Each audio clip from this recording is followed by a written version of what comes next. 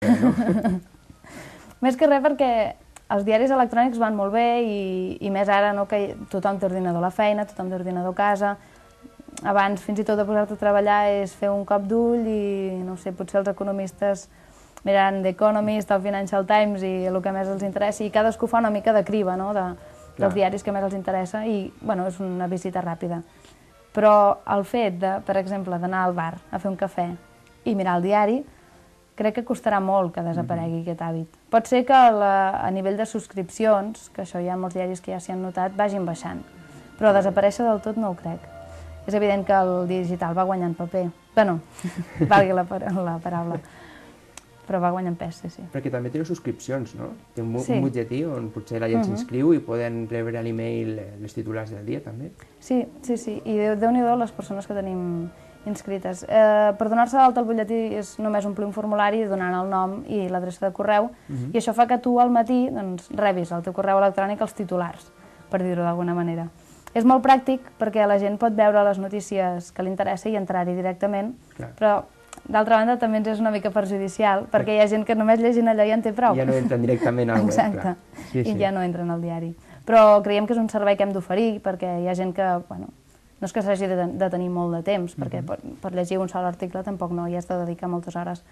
Però el fet de poder donar aquest servei, o fins i tot si estàs 3 dies sense obrir-lo, tens els titulars. I ho tens una mica classificat, que potser si entres al diari i busques una notícia de fa 3 dies, l'hauràs de buscar una mica. Ja et costa trobar-la. Ja et costaria una mica. I a través dels titulars és molt còmode. Clar, al web també teniu una secció d'opinió que és a Noiasfera, potser, que és on els usuaris poden també registrar el seu blog i el que van publicant també apareix a la web, no? Cada vegada que un usuari de la Noiasfera fa una actualització, doncs es penja directament. I ha tingut èxit aquesta iniciativa? Home, Déu-n'hi-do. Sí, perquè hi ha molts més blocaires a la Noia del que ens crèiem inicialment i la gent, bueno, doncs, va agafant l'hàbit. O sigui, la Noia està a la xarxa. I tant.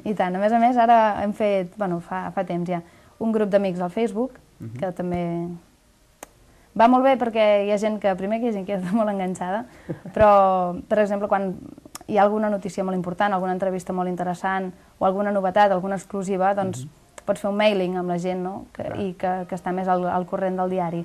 I ara també a través del Twitter, bueno, tot és estar aprofitant les a la xarxes socials i les noves tecnologies, no? I com es finança un diari digital? Clar, tenim en compte que un de paper és a través de publicitat o les empreses que hi ha darrere. En aquest cas, el diari digital també es finança per publicitat exclusivament o té altres fonts? Bàsicament, un diari digital funciona com un diari gratuït. És exactament igual. Tots heu vist els banners que hi ha a la pàgina, llavors doncs funciona es contracten per setmanes, diguéssim, no? I les tarifes doncs van així i bàsicament és aquest tipus, el finançament que s'ha de seguir. Tots els diaris electrònics funcionen així. Podríem fer, per exemple, hi ha gent que per poder accedir a les notícies doncs s'ha de donar d'alta, s'ha de pagar una quota, però creiem que això no... Primer que no té molta sortida. Això és un servei, per exemple, molt exclusiu d'alguns diaris, potser diaris que són centenaris i tu tens una hemeroteca que potser sí, que val la pena pagar per una cosa així, però creiem que la informació comarcal, que és la de cada dia, la teva, la més teva, la proposta, sí, ha d'estar molt més a prop i no hi creiem en això. I bé, pels moments econòmics pels que passem, estem molt contents també de l'aposta que estan fent les empreses que ens posen publicitat, la gent que creu en nosaltres, i bé, esperem que continuï així. Esperem-ho. Quan sou a Noia Diari? A Noia Diari. Bé, el Jordi, com et comentava abans, és el que va tenir l'idea, ell és l'administrador del diari, llavors com a directora estic jo, també sóc la principal redactora, diguéssim, del diari. El Bernat és qui s'encarrega una mica més de l'edició i fa les gestions entre els tècnics, tema publicitari una mica, també de contingut, fa una mica de tot, i ara darrerament s'ha incorporat el Jordi, un noi que està estudiant periodisme i que ens està donant un cop de mà a nivell de continguts, perquè arriba un punt que ja no donem l'abast, i també a nivell comercial, per acabar de contactar amb ajuntaments, amb empreses, fer els tràmits, gestionar els bàners, i a darrere doncs, hi ha l'equip tècnic, que diguéssim, són a l'empresa de Tirabol, uns nois de Barcelona, i són ells els que han fet l'estructura del diari i que han fet la gestora perquè ells no hi hagin d'intervenir. O sigui, nosaltres mateixos podem fer les notícies i penjar-les i publicar-les, diguéssim, perquè no tot hagi de passar per ells, que seria molt incòmode.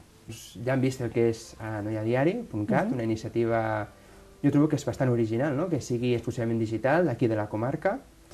I ara, pràcticament abans d'acabar, parlem una miqueta, perquè la gent diu Anna, directora de noiadiari.cat, però clar, com has arribat a ser directora d'aquest mitjà? Com va començar tot?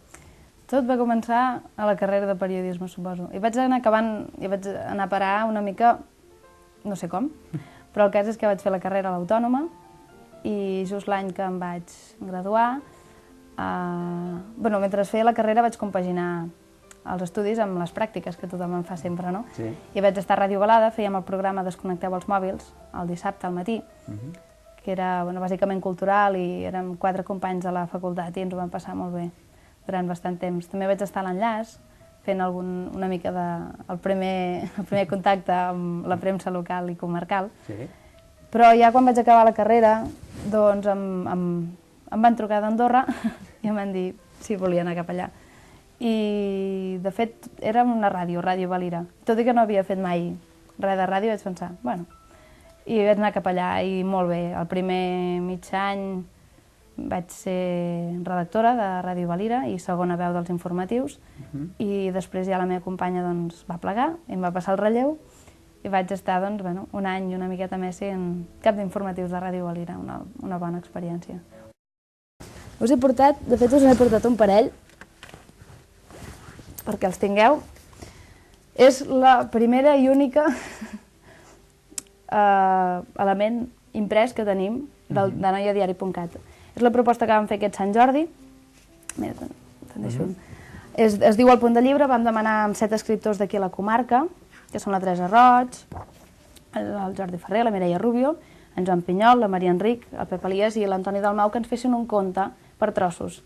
Cadascun va començar la Teresa Roig, ella va plantejar, va fer un plantejament, i cadascú va anar desenvolupant un després de l'altre fins l'Antoni Dalmau, que va tenir l'àrdua feina de tancar aquest conte, no?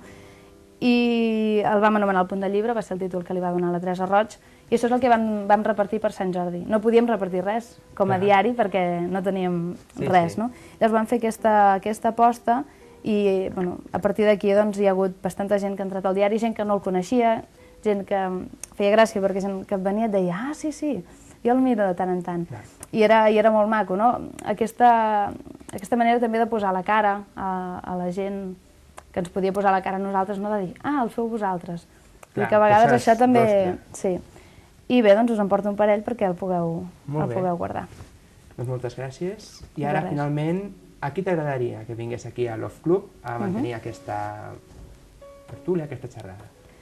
Jo us proposaria que convidéssiu en Francesc Ricard, que és un mestre, ell és un anoienc, però és fill de Fraga, de la Franja de Ponent, i vaig tenir l'ocasió d'entrevistar-lo no fa massa, de fet una mica abans de Sant Jordi, i és una persona molt interessant, sap moltíssimes coses i és una de les persones potser que conec més sensibilitzades i més amants de la llengua, la cultura i la tradició catalanes que conec. És un pou de ciència i és una bellíssima persona. M'agradaria molt si ell pogués acceptar la vostra invitació, que el tinguéssiu aquí. Doncs el convidarem, a veure si accepta la invitació.